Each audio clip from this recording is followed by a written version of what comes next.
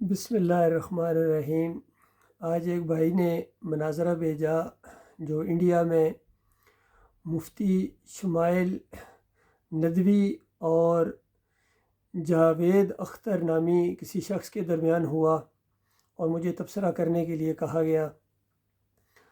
دیکھیے، وہ اللہ جس کو ہم اللہ کہتے ہیں، پوری کائنات کا جو مالک ہے، جس کا نہ باپ ہے نہ بیٹا ہے، ہمیشہ سے ہے، ہمیشہ رہے گا، اور اتنی قدرت والا ہے، اتنی طاقت والا ہے کہ یہ اسی کی قدرت اور طاقت کا یہ انداز ہے کہ اس نے یہ دنیا اس انداز سے ڈیزائن کی ہے کہ اگر تم یہ ثابت کرنے پر آ جاؤ کہ وہ ہے ہی کوئی نہیں، تو تب بھی تمہیں اس طرح کے دلائل اسی نے دیے ہیں تاکہ تمہارے اوپر اور تمہارے جیسے سارے لوگوں کے اوپر حجت تمام ہو جائے۔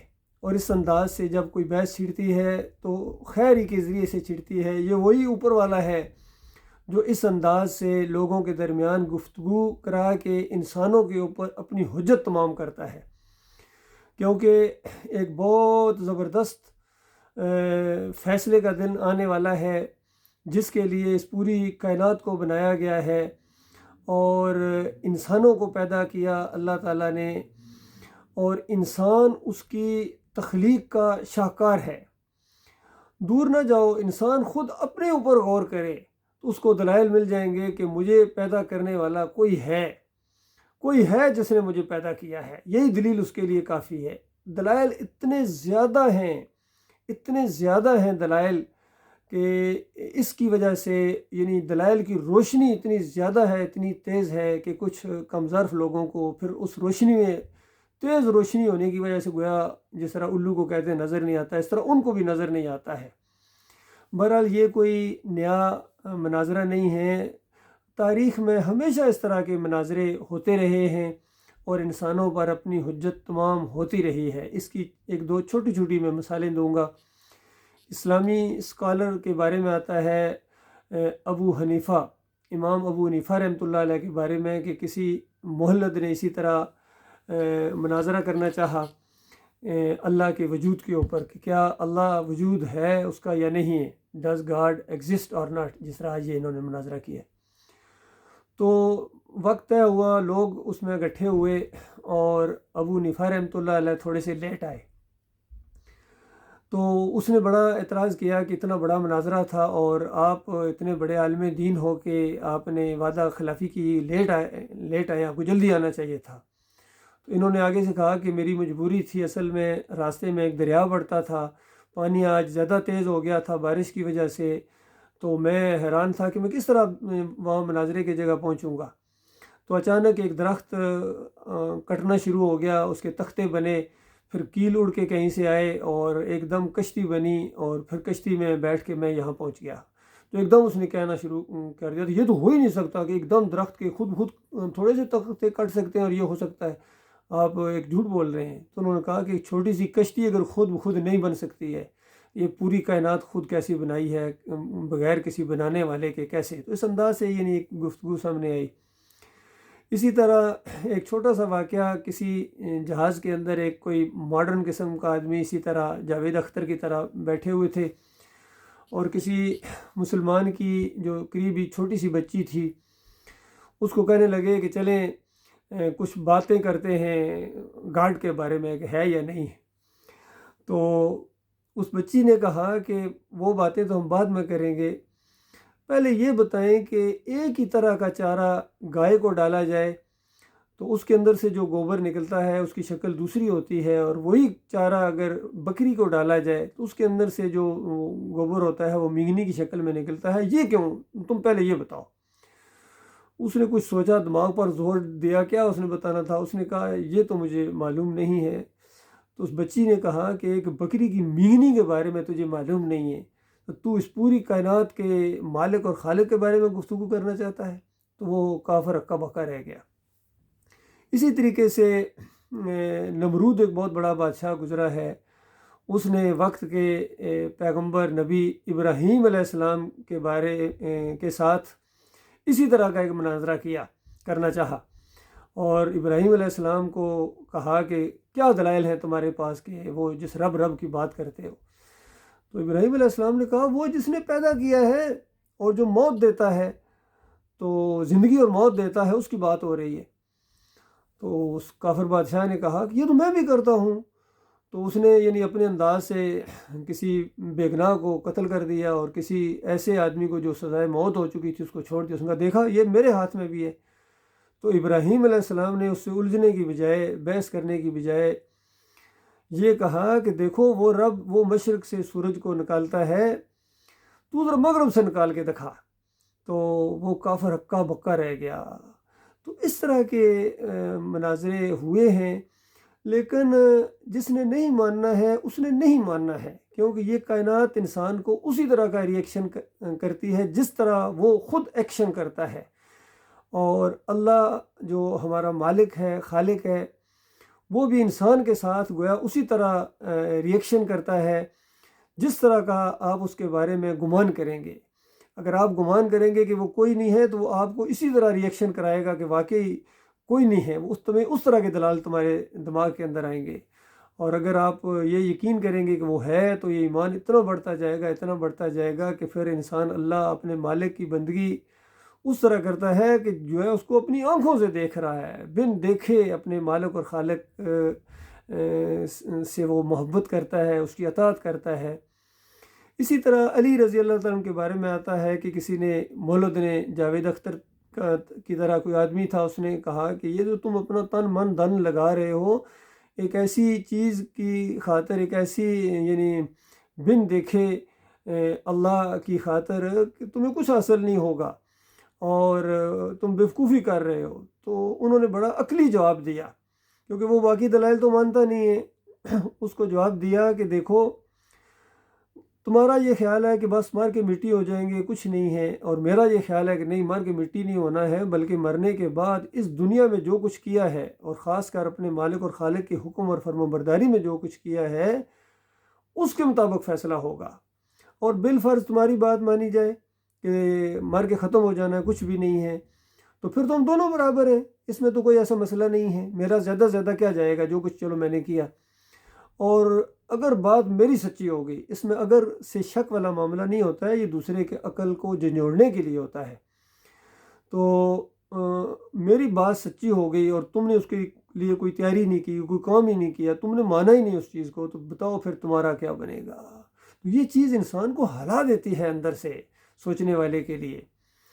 اسی طریقے سے اللہ تعالیٰ قیامت کے دن جو فیصلہ ہوگا، اور کافر اور مشرک جب جہنم کی آگ کے اندر جل رہے ہوں گے اسی جرم کی وجہ سے، تو جہنمی کہیں گے کاش ہم نے اپنی عقل ہی کو استعمال کیا ہوتا، یا کسی کی سنی ہوتی تو آج جہنمیوں میں سے نہ ہوتے۔ تو اللہ کے بندو غور کرو، عقل سے کام لو، کہ یہ دنیا کے نظام کے اوپر غور کرو، ہواؤں کے چلنے کے اوپر، بارش کے ایک خاص انداز سے برسنے کے اوپر، سمندروں کے اوپر، طوفانوں کے اوپر، پہاڑوں کے اوپر، خود اپنے جسم کے اوپر، اپنی خوراک کے اوپر انسان ذرا سے غور کرے گا کہ یہ نظام کس طرح چل رہا ہے۔ اور ہر نئے دور کے اندر یہ جو سائنسی تحقیقات کے ذریعے چیزیں اور زیادہ سامنے آتی جا رہی ہیں، یہ معاملات اور زیادہ آسان ہوتے چلے جا رہے ہیں۔ تو انسان پکار اٹھتا ہے کہ یہ نظام خود نہیں چل رہا ہے، بلکہ چلانے والا چلا رہا ہے، اور وہ چلانے والا بہت ہی زیادہ سمجھدار ہے، حکیم ہے، اور پھر وہ اکیلا ہے۔ اصل مسئلہ پھر یہ ہے، آج مسلمانوں کا یہی مسئلہ، یہ ثابت تو کرتے ہیں کہ اللہ ہے، بھائی مان لیا اللہ ہے، اس سے اگلا سٹیپ کیا ہے؟ اب اس کی فرما برداری کرنا پڑے گی، اس کا حکم ماننا پڑے گا، اس کو اکیلا ماننا پڑے گا۔ یہ آج مسلمانوں کا بھی مسئلہ ہے، مسلمانوں کی عظیم اکثریت کا یہی مسئلہ ہے کہ یہ اللہ کو مانتے تو ہیں کہ وہ ایگزسٹ کرتا ہے، لیکن اس کے آگے کا مسئلہ جو ہے نا، اس سے بھی زیادہ عجیب و غریب ہے۔ آج کے مسلمانوں کے ساتھ اگر اس پر گفتگو کی جائے، ڈیبیٹ کی جائے، تو یہ جاوید اختر سے زیادہ عجیب و غریب انداز سے آپ کو جواب دیں گے کہ نہیں، اور بھی ہیں، اللہ ہے، وہ اکیلا نہیں ہے، بلکہ اور بھی ہیں جو اللہ کی طرح ہیں، حاضر ناظر ہیں، سنتے ہیں، اور مشکلیں حل کر دیتے ہیں، اولادیں دیتے ہیں، اور غریبوں کو نوازتے ہیں، یہ غریب نواز ہیں، خواجہ ہیں، یہ جناب داتا صاحب ہیں، یہ بھی دیتے ہیں، یہ مشکل کشا ہیں، مشکلیں حل کرتے ہیں، ان کے وسیلے سے دعا مانگو تو پھر وہ جو اوپر والا ہے وہ زیادہ تیزی کے ساتھ سنتا ہے۔ اس طرح کے گمراہ خیالات ان مسلمانوں کے اندر بھی بہت ہی زیادہ شدت کے ساتھ آئے ہیں۔ اس انسان نے اصل میں افراد و تفرید کا یہ شکار ہوا ہے۔ کوئی ایک کنارے پر گیا، کسی نے دوسرا کنارہ پکڑ لیا۔ جس طرح جاوید اختر صاحب نے یہ کنارہ پکڑا ہے کہ وہ اللہ جو ہے، یعنی وہ گاڈ جیسے یہ کہتا ہے، وہ ہے ہی کوئی نہیں ہے۔ اور دوسری طرف ہمارے صوفیہ نے جتنے صوفی گزرے ہیں، عبد القادر جیلانی ہوں، محی الدین چشتی ہوں، علی اجویری ہوں، مجدد الفسانی ہوں، شاہ ولی اللہ کا پورا خاندان ہو، وہ یہ زور لگاتے رہے ہیں کہ وہ اللہ جو ہے وہ ہر چیز ہی گویا اللہ ہے۔ پہاڑ بھی اللہ ہے، درخت بھی اللہ ہے، سمندر بھی اللہ ہے۔ تو اس انتہا کے اوپر چلے گئے، نہ اس طرف والے نے اس اللہ حقیقی مالک کو مانا، نہ انہوں نے مانا۔ حتیٰ کہ زیادہ دور نہ جائیں، یہ قریب کے ہمارے جو لوگ گزرے ہیں، چاہے یہ ہمارے ڈاکٹر اسرار جیسے ہوں، یہ بھی وحدت الوجود کے عقیدے کو ثابت کرتے ہیں، پھر مثالیں دے دے کے ثابت کرتے ہیں۔ حیرانگی ہوتی ہے کہ یہ قرآن پڑھنے والا، قرآن اکیڈمیاں چلانے والا اور قرآن کے درس دینے والا وہ یہ عقیدہ رکھے، لیکن جس کے لیے اللہ ہدایت کا دروازہ نہ کھولے وہ بالکل قریب آ کے بھی اندھا رہتا ہے۔ تو یہ معاملہ ہوا ہے اصل میں۔ باقی اللہ تعالیٰ نے دنیا میں اسی طریقے سے امتحان لیا ہے، اور جس طریقے سے فطرت انسان کی جو ہوتی ہے کہ جب کوئی سارے سہارے ٹوٹ جاتے ہیں تو ایک دم وہ اوپر دیکھنا شروع کر دیتا ہے۔ اس کی فطرت کے اندر یہ چیز رکھی ہے، وہ اس بنانے والے نے رکھی ہے، لیکن یہ جو فطری طور پر تھوڑی دیر کے لیے انسان مولد سے مولد انسان بھی اوپر والے کی طرف آ جاتا ہے، یہ گویا اس کو نشانی دکھائی گئی ہے کہ تم کیسے کہہ سکتے ہو اپنے بنانے والے کا، کس طرح تم انکار کر سکتے ہو۔ کیف تکفرون باللہ وکنتم اموات فاحیاکم، کہ تم کس طرح انکار کر سکتے ہو اپنے مالک اور خالق کا؟ تم مردہ تھے، تم کچھ بھی نہیں تھے، تمہارا ہونا اس بات کی دلیل ہے کہ کوئی ہے جس نے تمہیں بنایا ہے، اور تم اپنی آنکھوں سے دیکھ رہے ہو کہ تمہارے جیسے کتنے انسان ہیں وہ مرتے جاتے ہیں، پھر وہ دنیا میں واپس نہیں آتے ہیں کبھی بھی۔ تو وہ کہاں جاتے ہیں وہی بتا سکتا ہے جس نے اس پوری کائنات کو بنایا ہے، اور اس نے کتابیں نازل کیں، اس نے ایسے اپنے چنیدہ بندوں کے ذریعے یہ پیغام انسانوں تک پہنچایا ہے۔ کیونکہ یہ جو سوال ہیں، دو سوال، اس کا سائنس جواب نہیں دیتی ہے، اور سائنس کوئی ایسی چیز نہیں ہے کہ اللہ کی ہستی یا اللہ کے اس نظام کے علاوہ کوئی نظام ہے جو اس سے ٹکرا رہا ہے۔ سائنس تو وہ چیزیں جو اس طرح کھلتی ہیں، جو قوانین اللہ نے بنائے ہیں، اس کو جب انسان کو معلوم ہو جاتا ہے تو کہتے ہیں یہ سائنس کی ایجاد ہوئی ہے جی۔ یہ حالانکہ اس سے پہلے بنانے والے نے جو اصول بنائے ہیں تبھی تو یہ ایجاد ہوئے، ورنہ یہ ایجاد نہیں ہو سکتے تھے۔ تو کم و بیش 1,24,000 جو پیغمبر مختلف اوقات میں آئے ہیں، مختلف علاقوں میں آئے ہیں، اور انہوں نے ایک ہی بات بتائی ہے کہ اپنے بنانے والے خالق اور مالک کی بندگی کرو۔ اس نے تمہیں اپنی بندگی کے لیے پیدا کیا ہے، امتحان کے لیے پیدا کیا ہے، اور امتحان صرف عقیدے کا ہے کہ تم اس کو مانتے ہو یا نہیں مانتے ہو، اور اس کی فرمانبرداری کرتے ہو یا نہیں کرتے ہو۔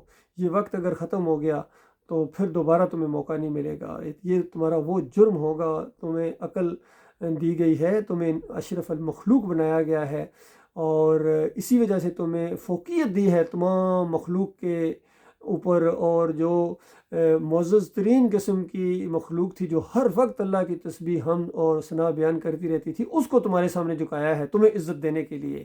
تو دیکھو، تم اپنے مالک اور خالق کے وفادار رہنا۔ پوری کائنات گویا تمہاری خدمت کے لیے اللہ نے بنائی ہے، اور تمہیں اس نے صرف اپنے لیے بنایا ہے کہ تم صرف اپنے مالک کے گن گاؤ، تم اپنے مالک کے ساتھ محبت کرو، اپنے مالک کے سامنے رکوع کرو، سجدے کرو، اس کی بڑائی کا اعلان کرو، اس کے دین کو نافذ کرنے کے لیے آخری حد تک جاؤ، آخری حد تک۔ پھر نمونے اللہ تعالیٰ نے انسانوں کے بنائے ہیں کہ دیکھو ایسا انسان ہوتا ہے۔ یہی انسان اگر یہ ایک بات مان لے تو یہ بہترین مخلوق ہے، اور یہی انسان ہے اگر یہ والی بات نہ مانے تو یہ بدترین مخلوق ہے، یقین کیجئے۔ تو بڑی بڑی مثالیں ہیں، بہت ہی زیادہ گفتگو اس کے اوپر کی جا سکتی ہے۔ ابراہیم علیہ السلام سے اللہ تعالیٰ نے ایسی آزمائش لی کہ اپنے بیٹے کو جو ہے ذبح کرو، خواب یہ دکھایا گیا کہ صرف یہ دیکھنے کے لیے کہ ابراہیم کیا میرے سے بھی آگے کوئی چیز ہے، میرے حکم سے آگے بھی کوئی چیز ہے۔ تو ابراہیم علیہ السلام بھی ایسے تھے، انہوں نے بالکل اس حکم کے اوپر فرمانبرداری کرتے ہوئے سر تسلیم خم کر دیا، اور پھر کر گزرنے کے لیے بالکل آخری جب لمحہ آ گیا تو اللہ تعالیٰ نے اس انداز سے روکا، ابراہیم رک جاؤ، بس بس بس بس، اس انداز سے۔ تو یہ معاملات ہیں، یہ اس دنیا کا معاملہ ہے۔ اب مسئلہ یہ ہے کہ جاوید اختر ہارے یا یہ شمائل ندوی صاحب، یہ تو ہر انسان اس کے اوپر تبصرہ کرے گا، سوچے گا، میں بھی اسی انداز سے کر رہا ہوں، لیکن اگلا سٹیپ جو ہے وہ اس سے بھی بڑا ہے، کیونکہ یہ شمائل ندوی صاحب بھی کسی نہ کسی فرقے کے ساتھ ہیں، یا یہ بریلوی ہیں، یا یہ دیوبندی ہیں، یا اہل حدیث ہیں، یا سلفی ہیں۔ اگر ان کے عقیدے دیکھے جائیں تو عقل حیران ہو جاتی ہے، یقین کیجئے۔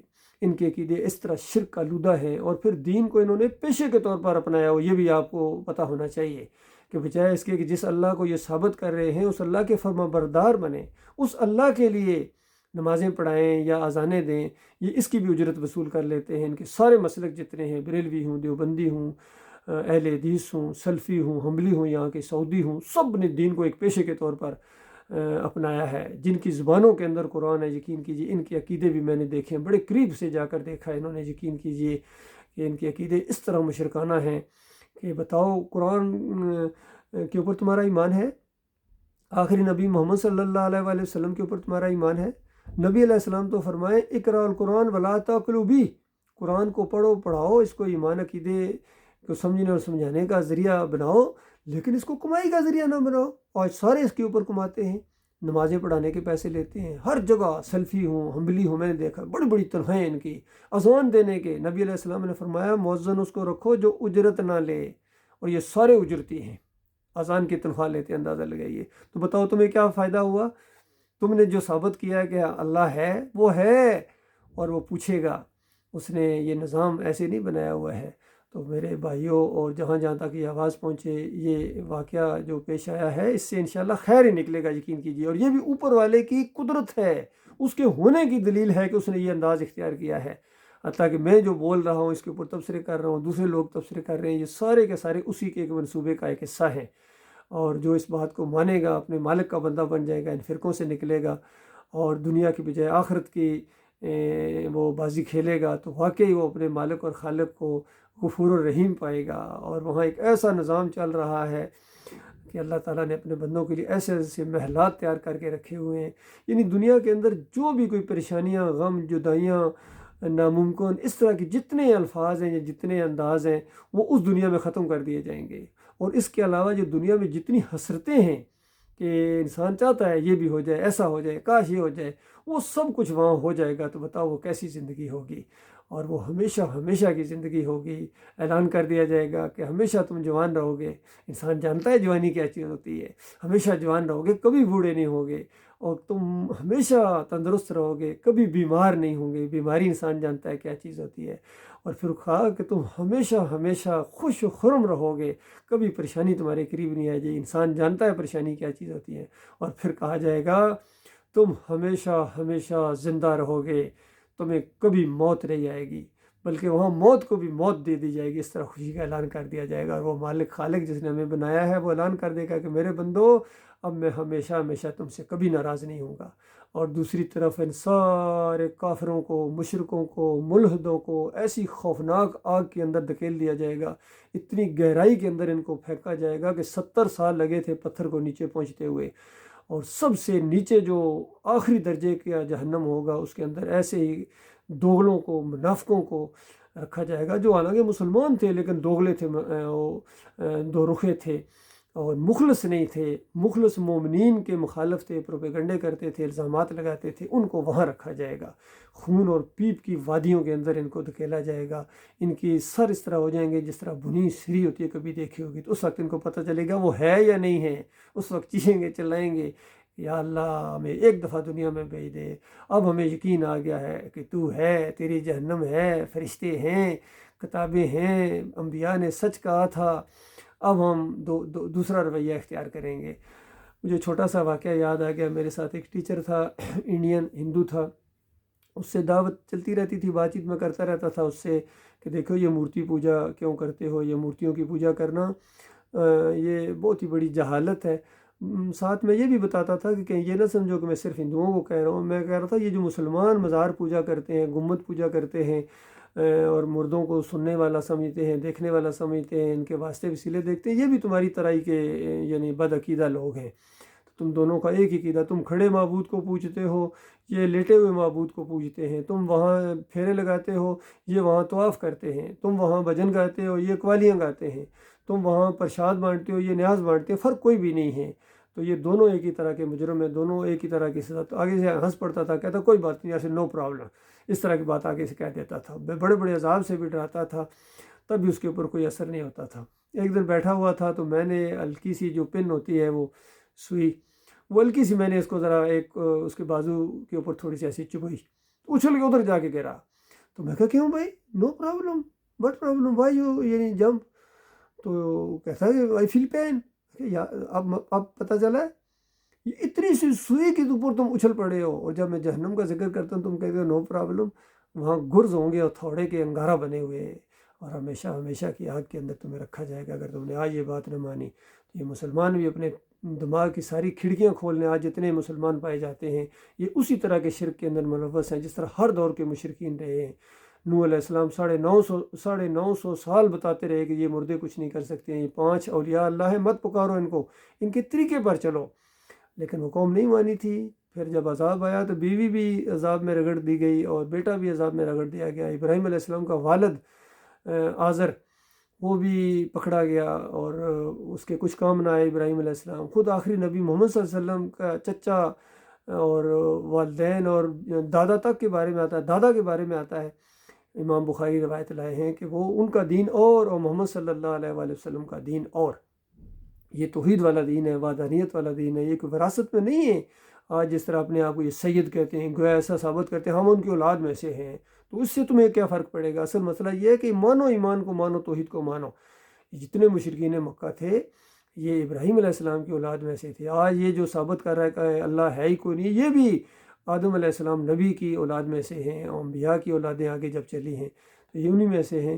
لیکن اپنی اپنی قسمت اور اپنے اپنے نصیب کی بات ہے بھائی۔ یہ جو فیتھ ہوتا ہے یہ بلائنڈ ہوتا ہے، یاد رکھیے، یہ تو دل کا معاملہ ہوتا ہے، یہ ہدایت کا ایک معاملہ ہوتا ہے۔ جس کو اللہ تعالیٰ اپنے لیے مخلص کر لے، جس کے دل کے اندر سے وہ یعنی آواز اٹھے کہ میرا ایک مالک ہے، میرا خالق ہے، جس نے مجھے پیدا کیا، بس وہی میرا معبود ہے، وہی میرا داتا ہے، وہی میرا دستگیر ہے، اور باقی کسی کو وہ اپنا معبود نہ مانے، نہ قبر والوں کو، نہ مورتیوں کو، نہ سلیب کو، اور نہ کسی زندہ پیر سے ڈرے، نہ مردہ پیر سے ڈرے۔ کوئی چیز زمین کے اوپر اس کائنات میں ایسی نہیں جو ایک مومن کو ڈرا سکے۔ مومن بہت ہی مخلص ہوتا ہے اور بڑا عجیب ہوتا ہے اس دنیا کے اندر، یقین کیجیے۔ اکیلا بھی ہو تو پوری دنیا سے ٹکرانے کے لیے تیار ہوتا ہے، کیونکہ اس کو پتہ ہے میرے پیچھے جو طاقت ہے وہ بہت بڑی ہے، وہ میرا مالک ہے، وہ میرا رب ہے، اور وہ جو چاہتا ہے وہ ہوتا ہے۔ وہ آزمائش میں ڈالتا ہے اتنا ہی جتنا انسان کے بس کے اندر ہوتا ہے، وہ محبت والا مالک ہے۔ یہ مختصر سی بات ہے، اس حوالے سے میں مزید دیکھوں گا اگر کچھ اور کہنے کی ضرورت پیش آئی تو، چونکہ بہت بڑا ان کا بیان تھا، تقریباً 2-2.5 گھنٹے کا وہ پورا تھا، تو اس کے اوپر ظاہری بات ہے اتنا تبصرہ تو بنتا تھا۔ اللہ تعالیٰ ایمان خالص کرنے، اس کو خیر کا ذریعہ بنائے۔ ورنہ دیکھا گیا ہے کہ جس طرح ڈاکٹر ذاکر نائک ہیں، کتنے یعنی بولتے ہیں ہندوؤں کے عقائد کے خلاف، عیسائیوں کے عقائد کے خلاف، یہودیوں کے عقائد کے خلاف، لیکن جب اپنی باری آتی ہے تو وہاں مل کر ڈھیر ہو جاتے ہیں، گویا اپنے بتوں کی حفاظت کرتے ہیں اور دوسروں کے بتوں کو توڑتے ہیں۔ تو یہی معاملہ سب کے ساتھ ہو رہا ہے، بڑی عجیب معاملہ ہوتا ہے۔ دیکھیے ہمارے عام یہ ایک کتنے پڑھے لکھے علی انجینئر صاحب ہیں، اتنا لوگوں کا شرک ثابت کر کے آخر میں کہتے ہیں کہ میں ان کو اپنا امام مانتا ہوں، میں ان کے پیچھے نمازیں پڑھتا ہوں، میرے اسٹوڈنٹ بھی پڑھتے ہیں۔ تو بتاؤ اتنا زیادہ شرک اور کفر اور اللہ کو گالی ہے جو شرک کرنے والے اگر آپ کے امام ہیں، وہ اللہ تو دیکھ رہا ہے، وہ تو ایک ایک لمحے کے اوپر اس کی نظر ہے، پھر تمہارا اللہ کے ساتھ کیا تعلق ہے؟